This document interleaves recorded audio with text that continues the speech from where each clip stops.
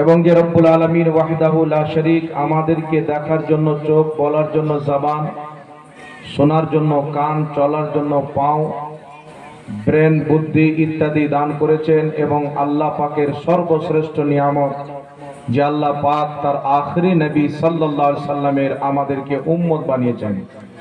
তাই আমরা সকলে অন্তরের স্থল থেকে আল্লাহ সুবহানাহু তাআলার শুকরিয়া আদায় করি। সকলে জবান খুলে পাঠ করুন আলহামদুলিল্লাহ। আল্লাহ পাকের হামদ করার পর রাসূল আকরাম নূরে মুজাসসাম সরওয়ারে দো আলম রহমাতুল লিল আলামিন শফিউল মুজনবিন আনিসিল গারিবিন মক্কার সরদার, মদিনার তাজদার, মা আমিনার লাল, উম্মতের গমখার, শাফাতের কান্ডারি, রহমতের ভান্ডারি, কাল কিয়ামতের কঠিন দিনে সুন্নি সহিহুল আকীদা মুসলমানদের শাফাআতকারী, তাহা ওয়া ইয়াসিন, সিরাজাম মুনির, বশীর ও নজির, হাজির ও নাজির, আলিমে মা কানা ওয়া মা ইয়াকুন, আহমদে মুস্তাফা জনাবে মুহাম্মাদুর রাসূলুল্লাহ সাল্লাল্লাহু তাআলা আলাইহি ওয়া আলিহি ওয়াসাল্লামের প্রতি অগণিতবার অসংখ্যবার দুরূদ ও সালাম বৃষ্টির ন্যায় বর্ষিত হোক, গর্বিত হোক। সকলে পড়ুন আল্লাহুম্মা আমিন। মঞ্চে উপস্থিত সম্মানিত উলামায়ে কেরাম, হুফাজে কোরআন এবং তালবায়ে ইসলাম, হাজরিন মজলিস, ইসলাম দরদি ভাই ও বাবুজিরা, পর্দার আড়ালের মা ও বোনেরা, সকলকে আমার আন্তরিক সালাম ও শুভেচ্ছা জানিয়ে মহান রব্বুল আলামিনের মহান দরবারে তার মহান নবীর ওসিলা দিয়ে দোয়া করি যেন আল্লাহ পাক আজকের এই পবিত্র মাহফিল, দাস্তারবান্দি, আপনাদের সকলের দান, উলামায়ে কেরামের বয়ানাত, সমস্ত কারে খায়রকে আল্লাহ পাক নিজের পবিত্র দরবারে নিজের হাবিবের ওসিলায় কবুল করুক এবং আমাদের সকলের পিতা মাতার মাগফিরাত করুক। সকলে পড়ুন আল্লাহুম্মা আমিন। বিরাদর ইসলাম, আমার পূর্বে আপনারা হযরত আল্লামা মাওলানা হাফিজ ও কারি আমানুল্লাহ সাহেব কিবলা পশ্চিম মেদিনীপুরি তিনার বক্তব্য শ্রবণ করলেন। উনি একজন যোগ্য হাফিজ, যোগ্য কারি, ভালো আলিম। নিজের বয়ানাতের মাধ্যমে আপনাদেরকে কোরআন ও হাদিসের বক্তব্য শ্রবণ করালেন, আপনারা করলেন। আমি আপনাদের দয়ারে মহাব্বতে উপস্থিত হয়েছি। বর্তমান জামানাতে যেমন মানুষের জান বাঁচানো ফরজ, জানের চাইতে বেশি গুরুত্বপূর্ণ জিনিস হচ্ছে ঈমান বাঁচানো ফরজ।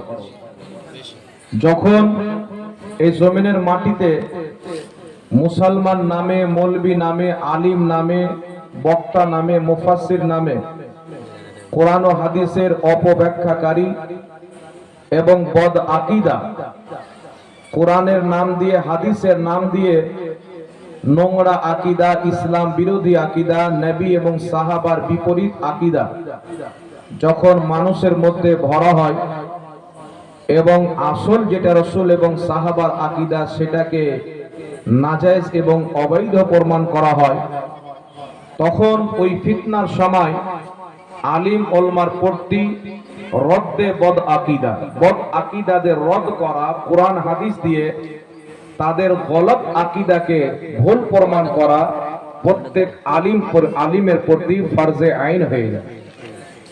এই জন্য বিরাদর ইসলাম, যখন ফিতনা উঠবে, কোন ব্যক্তি ইসলাম বিরোধী কথা বলছেন, কার আকীদা ইসলামের বিপরীত, এই সমস্ত ফিতনা উলামায়ে আহলে সুন্নাত ওয়াল জামাত জানেন।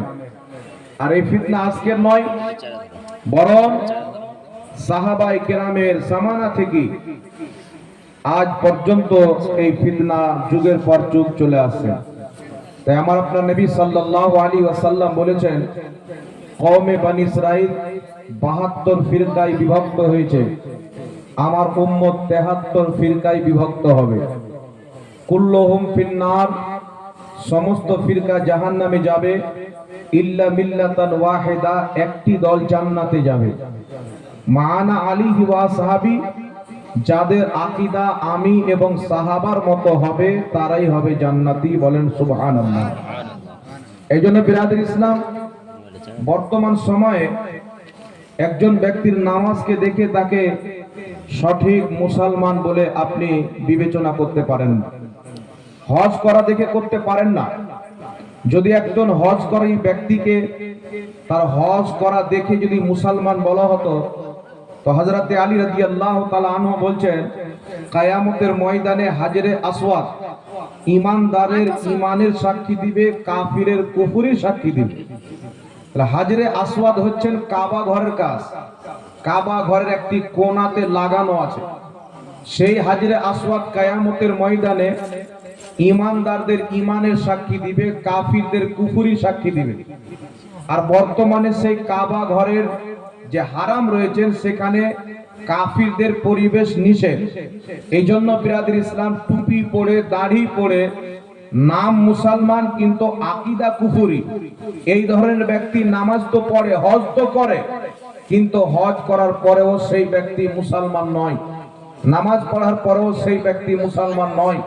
রোজা রাখার পরেও সেই ব্যক্তি মুসলমান নয়।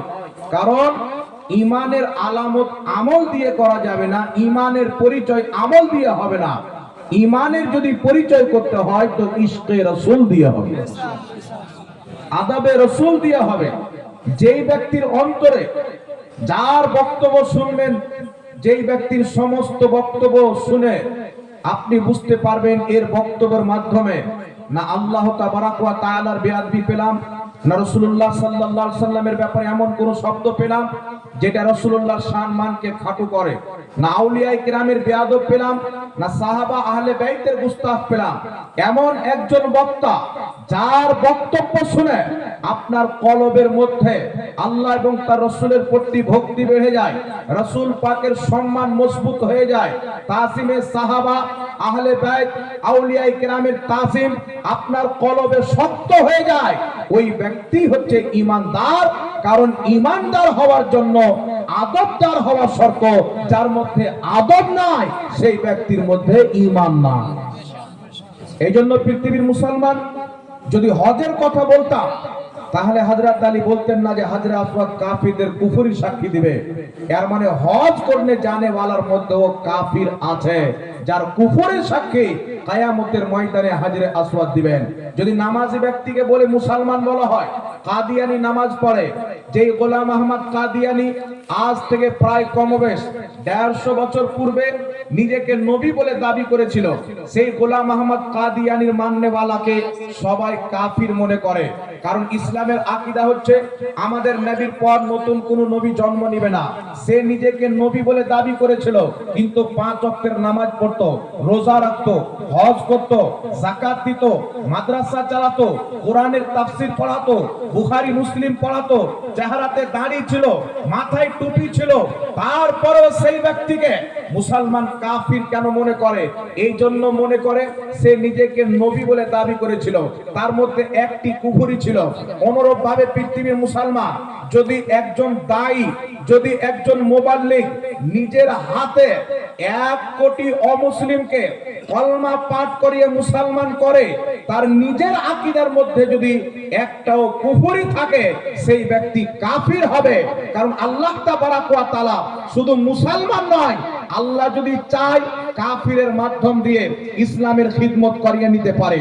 আল্লাহ যদি চায় জানোয়ারের মাধ্যমে ইসলামের খিদমত করিয়ে নিতে পারে।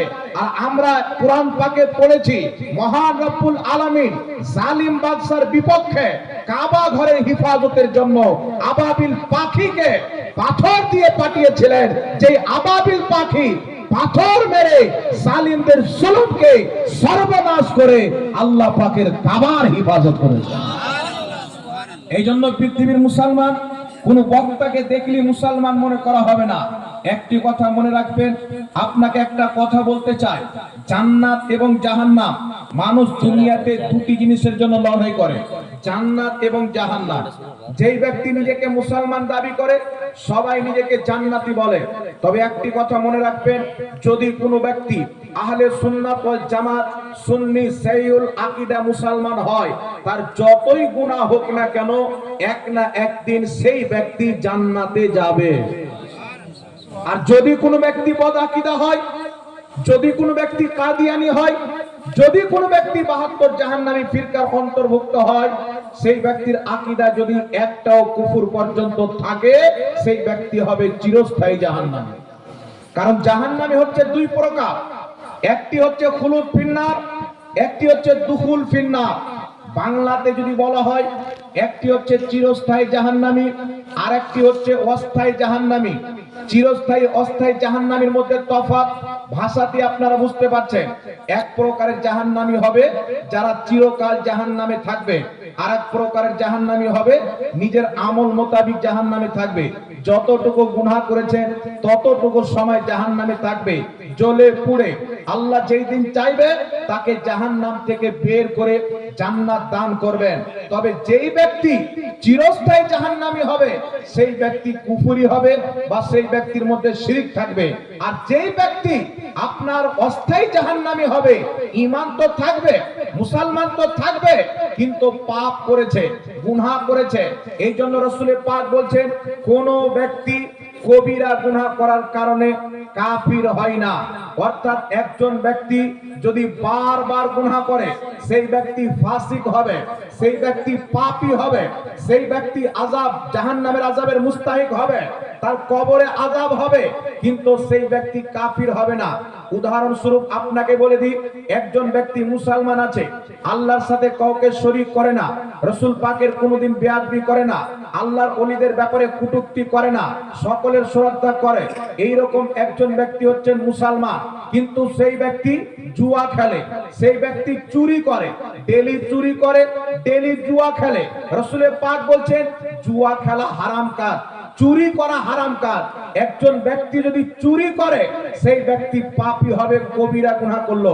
একজন ব্যক্তি যদি জুয়া খেলে সেই ব্যক্তি পাপী হবে, কবিরা গুনাহ করলো। কিন্তু কবিরা গুনাহ করার কারণে সেই ব্যক্তি কাফির হবে না, পাপী তো হবে। পাপী মুসলমান থাকে কিন্তু কাফির মুসলমান থাকে না। কাফির কাকে বলে? যেই ব্যক্তি এমন কিছু বলল বা এমন কিছু আকীদা পোষণ করলো বা এমন কোন কলমা বাক্য বলল যেই বাক্য আল্লাহর শানে আঘাত করে।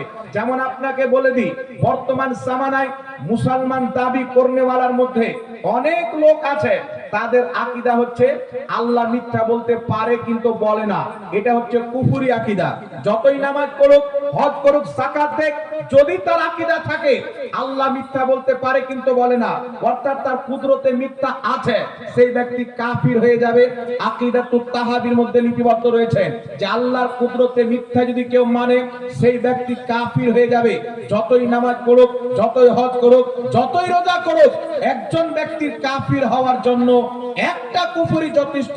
তো কাফির হচ্ছে চিরস্থায়ী জাহান্নামী আর পাপী হচ্ছে অস্থায়ী জাহান্নামী। কথাটা ধ্যান দিয়ে শুনবেন বাবা, বুঝতে পারছেন? কাফির হচ্ছে চিরস্থায়ী জাহান্নামী আর পাপী হচ্ছে অস্থায়ী জাহান্নামী। এমনও হতে পারে কিয়ামতের ময়দানে। রাসূল পাক বলছেন, ইবনে মাজাহ শরীফের মধ্যে হাদিস, হাদিসটি সহিহ সনদে বর্ণিত। আল্লাহর নবী বলছেন হাদিসটি এইভাবে, আন আনাস ইবনে মালিক রাদিয়াল্লাহু তাআলা আনহু قال قال رسول الله صلى الله عليه وسلم শাফাআতি লিআহলিল কাবাইর মিন উম্মতি।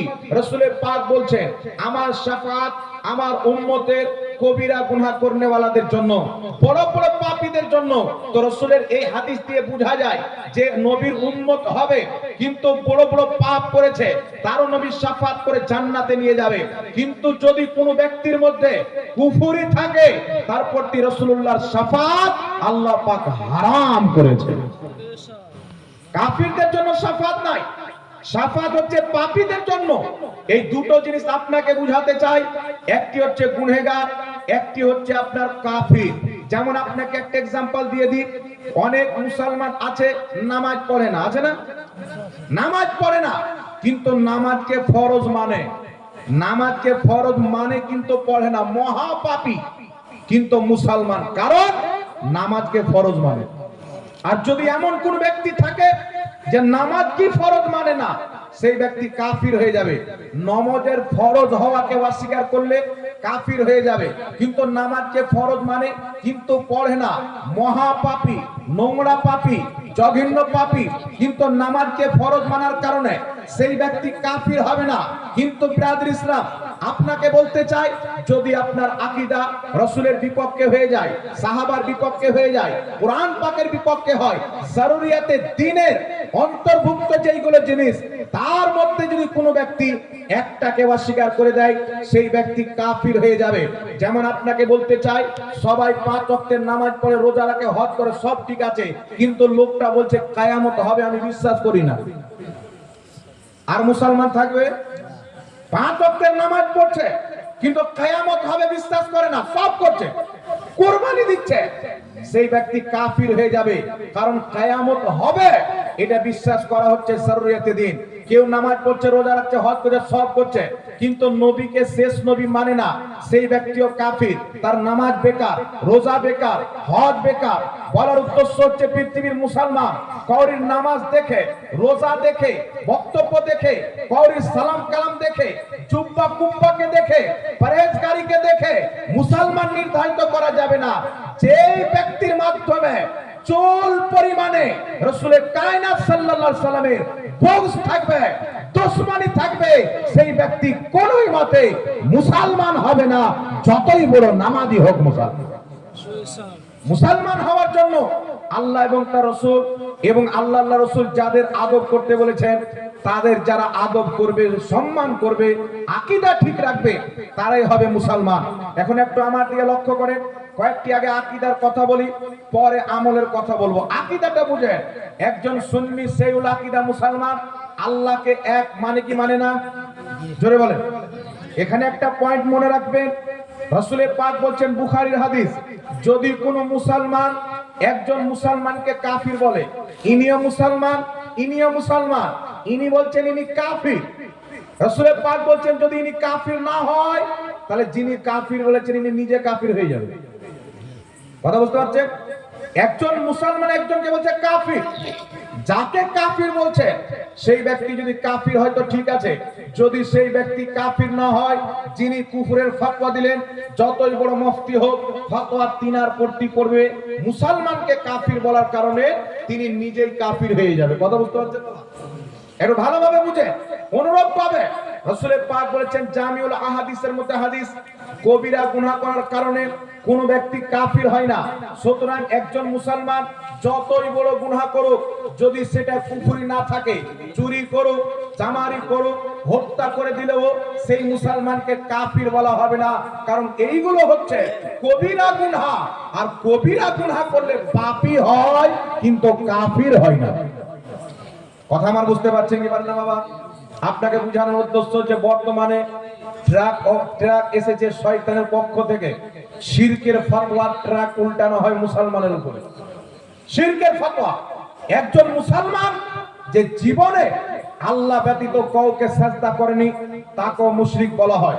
একটা কথা মনে রাখবেন ব্রাদার ইসলাম, একজন মুসলমান কোন বুজরুগ ব্যক্তির পায়ে যদি চুমুন দিয়ে দেয়, তাকেও মুশরিক বলে দেওয়া হয়।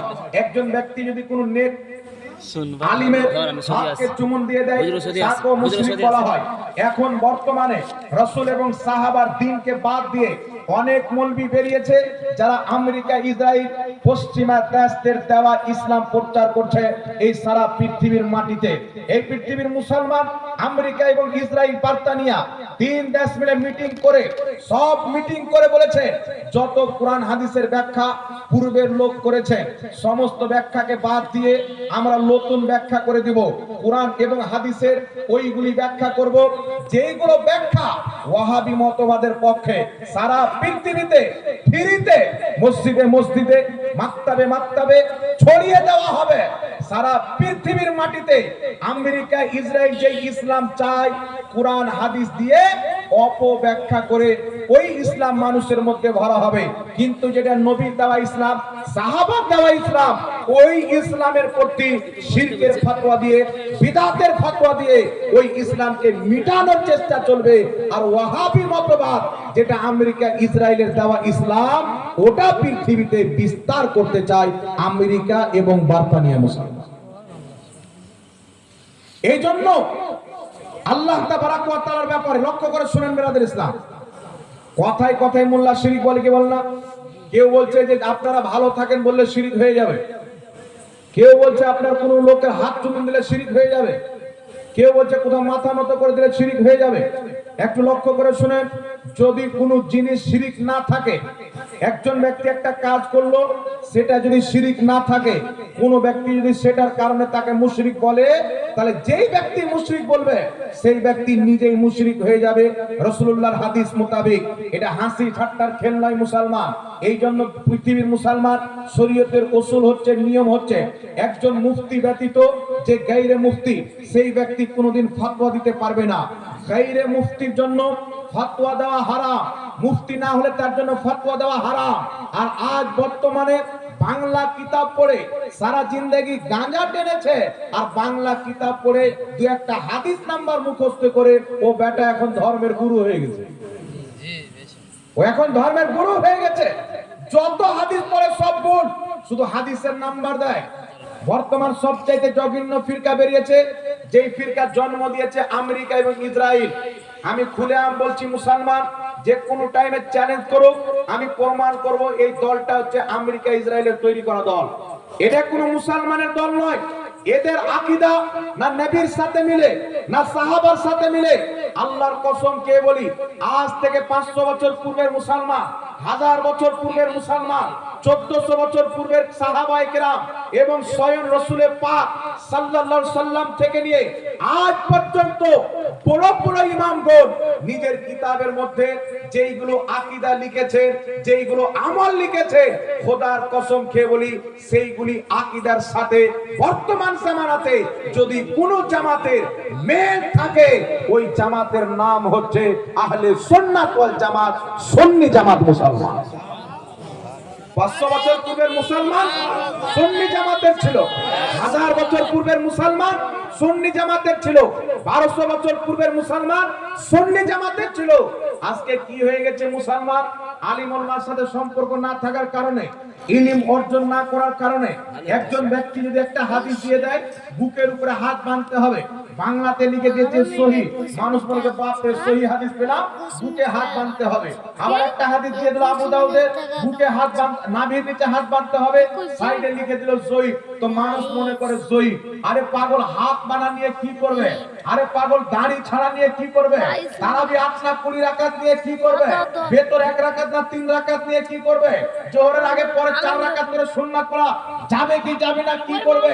তুমি যেই দলের কাছ থেকে হাদিস গ্রহণ করছো, খোদার কসম খেয়ে বলি, ওই দলের যে আকীদা, তাদের আকীদা ইসলামের সাথে কোনো সম্পর্ক নাই। তাদের আকীদার মেল ইহুদিদের সাথে দেখতে পাওয়া যায়, কিন্তু কোরআন হাদিসের সাথে কোনো মেল নাই মুসলমান। এখন বর্তমান জামানাতে মুসলিম সমাজকে লড়ার জন্য আমেরিকা ইসরায়েল বার্তানিয়া ফান্ডিং করছে সৌদিকে, সৌদি ফান্ডিং দিচ্ছে বর্তমানের ওয়াহাবি মৌলবীকে। এরা আবার নাম চেঞ্জ করে রেখেছে আহলে হাদিস নাম, অথচ হাদিসের সাথে দূর দূর পর্যন্ত এদের কোনো সম্পর্ক নাই। এদের রুলস হচ্ছে, রাস্তায় যদি কোনো কুকুর পেশাব করতে গিয়ে একটা কোনো কথা লেখার আকারে করে দেয়, আর ওদের পক্ষে যদি থাকে তো কুকুরের লেখাটা ওদের জন্য দলিল।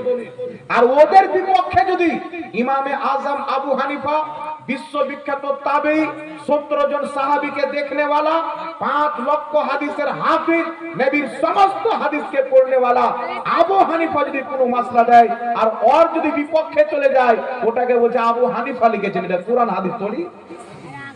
যেটা কুকুর লিখেছে এটা কোরআন হাদিস মেনে নিলে। এই জন্য এরা বলতে চায় কোন ইমাম মানবো না। কোন ইমাম না মানার কারণ কি পৃথিবীর মুসলমান? এখানে একটি লজিক আছে, আমাকে আপনাকে বুঝতে হবে। ইমাম কেন মানবো না? একে দিন ইমাম ইবনে হাজার আসকালানী এটা বলেছেন, বলছে ইমামের কথা মানবো না। একে বলেন মোল্লা আলী কারি বলেছেন, বলবে ইমামের কাছে কথা মানবো না। একে বলেন ইমাম কুতুলুবগা বলেছেন, বলবে ইমামের কথা মানবো না। এই ইমামের কথা ওয়াহাবি কেন মানতে চাই না? খোদার কসম খেয়ে বলি, ওয়াহাবি জানে যে প্রত্যেক ইমাম সুন্নি জামাতের মান্যকারী ছিল। সব ইমাম সুন্নি ছিল, উনাদের আকীদা সুন্নির মতো ছিল। উনাদের কিতাব যদি খুঁজতে হয় তাহলে সুন্নি জামাতের মতনই তো পাওয়া যাবে। এই জন্য এরা ইমাম মানতে চায় না, বলে ডাইরেক্ট কোরআন হাদিস মানতে চায়। তবে মনে রাখবেন, পৃথিবীর মুসলমান এরা ইমাম মানতে চায় না, কিন্তু নিজেকে ইমাম মানাতে চায়। এরা বলতে চায় আবু হানিফাকে মানিও না, কিন্তু আমি যে হাদিসকে সহিহ বলে দিয়ে দিচ্ছি ওটাকে সহিহ মানো, আমি যেটাকে সহিহ বলে দিচ্ছি ওটাকে সহিহ মানো। এদের ঝাঁসাতে পড়ে এদের চক্রান্তে পড়ে যেইগুলো মুসলমান না বুঝে এদেরকে বিশ্বাস করে মাযহাবকে ত্যাগ করেছে, এরা এদের মাযহাব মেনেছে। কিন্তু আপনাদেরকে বার্তা দিতে চাই, যুগ যুগ থেকে 1300 বছর 1350 বছর থেকে পৃথিবীর মুসলমান হানাফি মাযহাব মেনে এসেছে। আরে বিশ্বের মুসলমান আপনারাই বিচার করুন, বর্তমান জামানার যারা কোনো মাদ্রাসায় লেখাপড়া করেনি, বাংলা চটি বই পড়নেওয়ালা বক্তার মাযহাব মানা ভালো না 1350 বছর পূর্বের ইমামে আজম আবু হানিফার মাযহাব মানা ভালো? বিবেক তো আল্লাহ পাক সকলকে দিয়েছে। আমি যদি আবু হানিফাকে ছাড়িতে এরই তো তাকলিদ করতে লাগবো। এ যে হাদিসটা দিবে ওটাকে সঠিক মনে করব, এ যে হাদিস দিবে ওটাকে সহি মনে করব। একজন ব্যক্তি এসে বলছেন আমাকে, হুজুর আবু হানিফা একটা মাসলা দিয়েছে কোরআন হাদিসে পাওয়া যায় না। তো আমি ওকে বললাম কোরআন হাদিসে সব আছে। বুঝে আছে? আমি বললাম কোরআন পাকে আযান দেখাও। আযান তো কোরআন পাকে না, কিন্তু হাদিসে তো আছে। আমি তাকে বললাম শুনো, ইমাম বুখারী রাহমাতুল্লাহ আলাইহি বলছেন আমি 6 লক্ষ হাদিস মুখস্থ জানি, তার মধ্যে 1 লক্ষ সহিহ হাদিস। ইমাম বুখারীর সমস্ত কিতাবকে যদি একত্রিত করি তো মাত্র কম 10,000 এর নিচে হাদিস পাওয়া যায়, উপরে নয়। তো আর 90,000 কোথায় গেল হাদিস? ইমাম বুখারী 1 লক্ষ সহিহ হাদিস মুখস্থ জানতেন, সব হাদিসকে জড়ো করে 10,000 মেনে নিলাম, বাকি 90,000 হাদিস কোথায় গেল? তো পৃথিবীর সব হাদিস কিতাবের মধ্যে লেখা হয়নি। এমনও হতে পারে যে ইমামে আজম আবু হানিফার কাছে সহিহ হাদিস ছিল, কিন্তু সেটা কোনো কিতাবে স্থান পায়নি। কথা আমার বুঝে এসছে কি আসেনি বাবা? কথা আপনারা বুঝতে পারছেন? এই জন্য আপনাদেরকে বলতে চাই বাবা, বর্তমান জামানাতে পশ্চিমাদের ইসলাম এরা প্রচার করছে, নাম দিচ্ছে আহলে হাদিস। একটু লক্ষ্য করে শুনেন, এদের ব্যাপারে আমার আপনার নবী সাল্লাল্লাহু আলাইহি ওয়াসাল্লাম কি বলেছেন? মিশকাতুল মাসাবির মধ্যে হাদিস, আমার আপনার নবী সাল্লাল্লাহু আলাইহি ওয়াসাল্লাম একদিন দোয়া করছেন আল্লাহুম্মা বারিক